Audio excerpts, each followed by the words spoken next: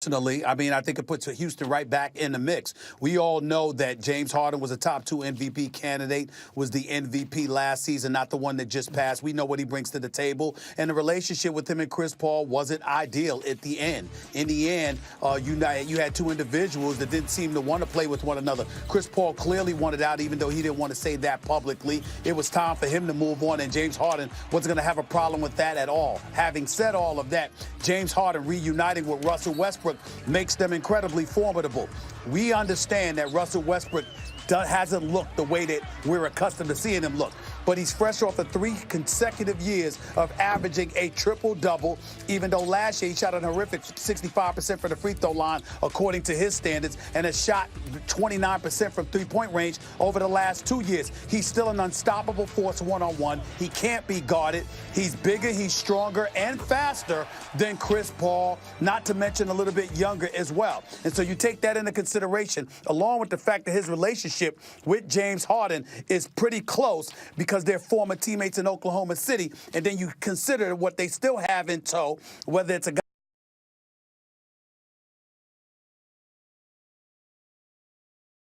I have no problem with Houston making it whatsoever. I think from a talent perspective, it puts them right back in title contention picture. My only question mark is whether or not Mike D'Antoni can coach them on that level. We know he can win regular season games. We know he can win a couple of playoff series. But can he coach them in the manner that they need to be coached to get them over the hump? That's the lone question mark about the Houston Rockets after this deal. I see no other question marks to think of. Well, you took us right to our second question. How do they coexist on the court, particularly when both of them usually like to be the #1 option, the guy who has the ball most of the time? Well, this is James Harden's team, and James Harden is a better perimeter shooter than Russell Westbrook. So you take that into consideration along with the 6 years of excellence that James Harden has registered for the Houston Rockets, and there is no question that Russell Westbrook is coming to James Harden's team. He's not coming to take over the Houston Rockets, but that's not going to be a challenge for him because he doesn't have a problem with it because they're boys. They're pretty tight. They used to play with one another. It was Russell Westbrook's team in OKC in his eyes, not Kevin Durant, but him. But in Houston, it's clearly James Harden. So really this comes down to Mike D'Antoni. His system predicts that, it predicates you being able to hit perimeter shots, making sure you push the ball up the floor at all times, even willing to sacrifice some defensive possessions from time to time. But there's a different ownership in place in Tillman Fertitta. He's not going to tolerate much. That's why Chris Paul is gone, because this man has expectations. He wants to win the championship, and he knew that getting this move was going to get them closer to that. In the case of Chris Paul, that wasn't going to happen. That's why he's gone. Russell Westbrook is there. They're back in title contention, but I don't think there's any question about their offense, and I don't think there's any question about their talent. The question now is whether Mike D'Antoni, who's a pretty damn good coach, can get them over the hump, which is something he wasn't able to do in Phoenix, New York, L.A., and thus far Houston. We'll see if he can pull it off. Stephen A. Smith, look forward to more commentary from you on the TV Friday. Thanks for joining us. You know it. Can a brother get a dynamic duo? Yes, apparently. We got a month full of them. June 15th, Anthony Davis traded to the Lakers to join forces with LeBron James. Those two ranked 2nd and 3rd all-time player efficiency rating. Official starter free agency, Kevin Durant, Kyrie Irving, they team up, commit to the Nets. Durant will likely miss the entire season with an Achilles injury. They suffered in the finals, but they're a twosome. July 5th, Kawhi Leonard committed to the Clippers. OKC traded Paul George as LA became the 2nd team in NBA history to add multiple 25-point-per-game scores in a single offseason. That started this. Russell Westbrook now reunited with Harden in Houston. Those two played in OKC for 3 seasons before Harden was traded to Houston. They went to the finals once as well. So the Rockets' odds of winning the NBA title improve from 10-1 before the trade. It's now 7-1. That's from our friends. Who am I kidding? They're Kenny's friends in the Caesars Sportsbook. All good, buddies. You're wired in Vegas. Play the hard ways on the come out. Balance of power resides in the Western Conference. 5 of the 7 title favorites on the west side of things. Lakers have the best odds right now. Clips close behind there in L.A. As seen on ESPN, the only Major League game on Thursday night. By the way, Jake Marisnick appealing that suspension. Not seen out on the field, though. Astros send Framber Valdez the mound, a 15.63 ERA. The last couple of starts, getting beat up. Joe. Pardon the interruption, but I'm Stephen A. Smith. Hey, Tony, when Wilbon is gone, do you miss him? Tony Kornheiser. Wilbon, Wait, is he the guy who used to sit there? Is he that guy? So we say this, we kid because we love, and because as much as we love Wilbon, he's not watching the show. He's in Japan. All right. So we don't have to worry if he sees it or he doesn't see it. But if he texts me, I'll tell him you were great. Somehow, I'll tell him you were great. Somehow, I don't think you would be worried even if he did. Probably. Welcome to PTI, boys and girls. With Wilbon too soft to work the entire week, I am lucky to be joined by our great friend from First Take and his very own daily radio show, Mr. Stephen A. Smith. And we begin today with a story about an all-star athlete going to the Bulls. Not Wilbon's Chicago Bulls, real Bulls, actual Bulls, the Bulls that run wild in the streets in Pamplona, Spain. Josh Norman, a former all-pro cornerback who the Redskins are paying a total of $75 million, is shown in this video literally jumping over a bull. This was a huge thrill for Norman, who said, quote, "I had to face the bull straight on. It was fun, it was worth it, it was really worth it," unquote.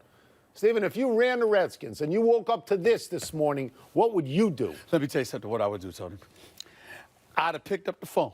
I'm talking about Daniel Snyder. I'm not talking about the general manager. I'm not talking about the head coach. I'm talking about the owner, Daniel Snyder.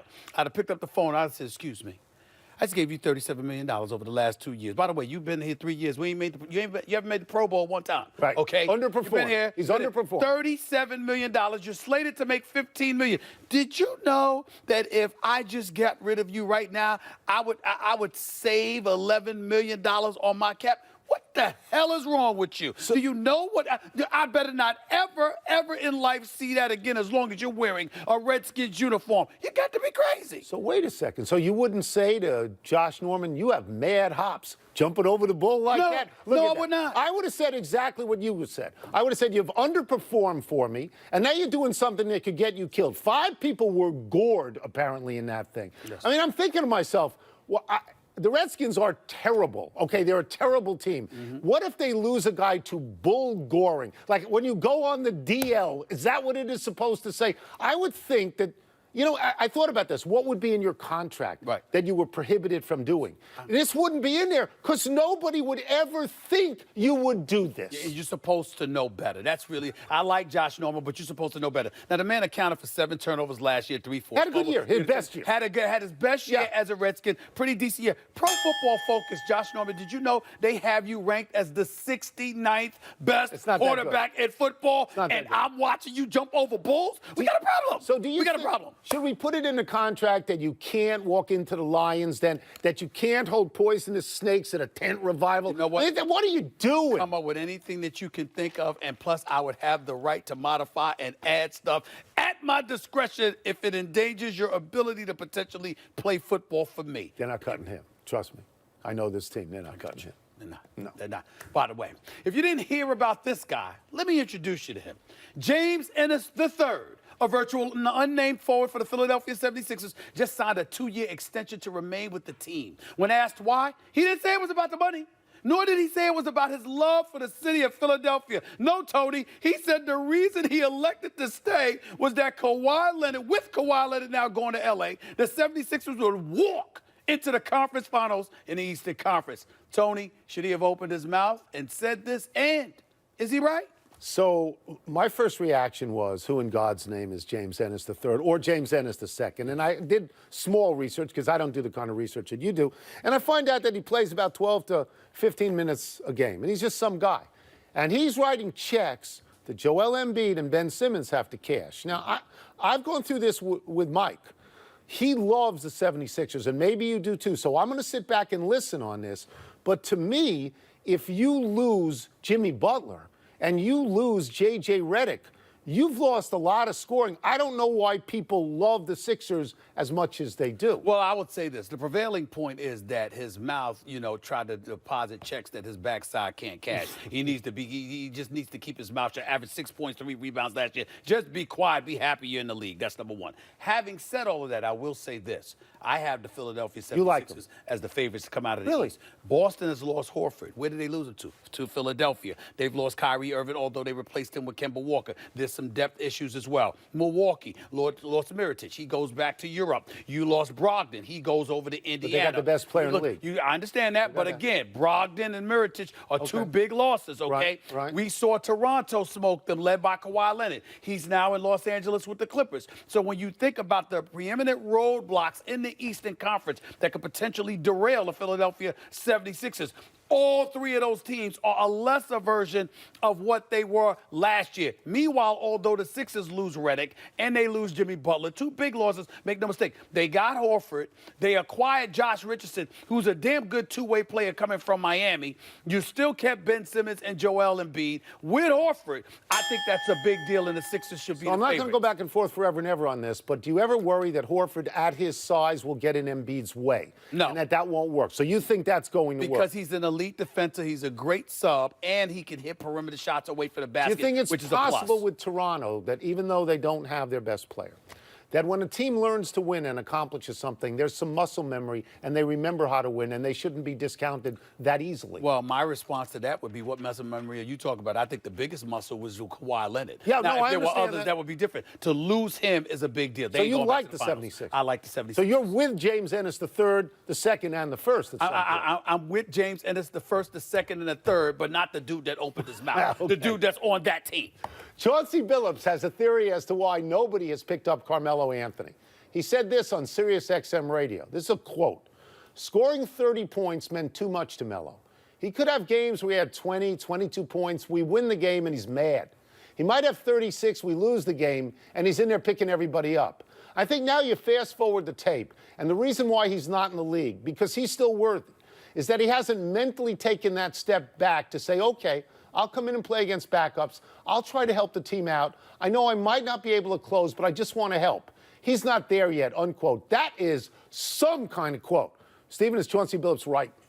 I don't think it can be denied that he's right, because he would know better than most. The one NBA Conference Finals appearance in Carmelo Anthony's career, Chauncey Billups was his point guard. When the Philadelphia 70, when he played with the New York Knicks, Chauncey Billups was his teammate for a little bit there as well. We have to take this into consideration. I'm one person that has constantly come to the defense of Carmelo Anthony, a career 24-point-per-game scorer, ISO ball kind of play and what have you. I get all of that. But I never wanted to deem him selfish. Chauncey Billups is more qualified to make that quote than me. And for Chauncey I think they played Billups, together on two different teams. That's right, Yeah. two to Denver and New York. Yeah. For Chauncey Billups to say, quote, you score 20, you score less than 30, and you're down when we win, but you scored 30 or 36, and you're picking guys up when we lose. That might be the most devastating quote that has ever been said against Carmelo Anthony.